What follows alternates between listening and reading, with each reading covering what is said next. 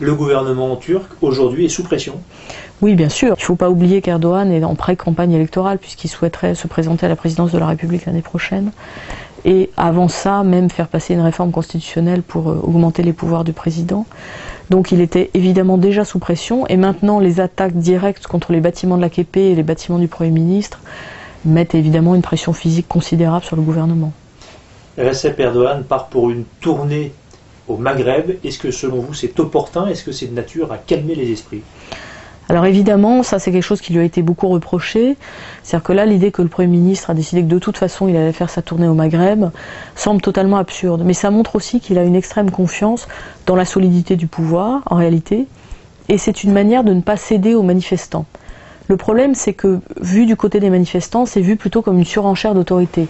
Une négligence, le fait que le Premier ministre ne veut pas prendre en compte ce qui se passe, et donc l'impression qu'il n'a pas pris en compte la gravité de la situation. Mais je pense que du côté d'Erdogan, c'est vécu comme écoutez, moi j'ai mon boulot, j'ai mon agenda, et je poursuis ce que j'ai à faire parce que j'ai des missions qui sont finalement plus importantes que de répondre à une poignée de manifestants qui veulent défendre un parc à Istanbul.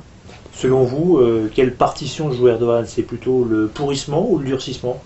Je pense qu'il joue le pourrissement, mais il risque de se retrouver face à un durcissement en jouant le pourrissement. C'est plutôt ça. Là, on s'aperçoit qu'il y a quand même une vraie contestation politique qui va être relayée par les partis, notamment par les partis d'extrême gauche, qui sont traditionnellement assez violents dans leurs actions politiques en Turquie. Et donc, en réalité, les actions ne vont pas s'arrêter. D'accord. En quoi, selon vous, cette contestation, ces manifestations sont historiques en Turquie?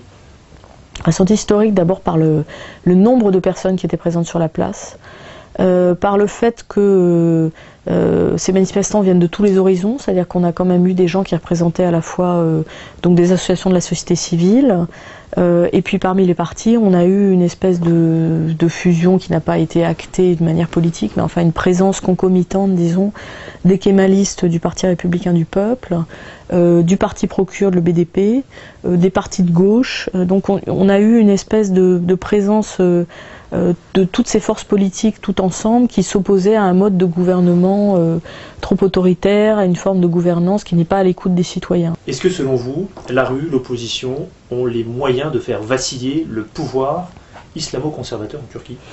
Non, ils n'ont pas les moyens de le faire vaciller, sauf si on a des incidents extrêmement graves qui se produisent. Donc là, maintenant, la balle est évidemment dans le camp du gouvernement. Il faut surtout qu'ils se réfrènent. Il faut effectivement qu'ils écoutent les appels à la retenue qu'ont encore réitéré les Américains notamment, mais même la France a réagi aussi. Donc il faut vraiment que le gouvernement montre qu'il a la maturité de gérer des mouvements de rue sans massacrer les manifestants. Ça, c'est absolument indispensable.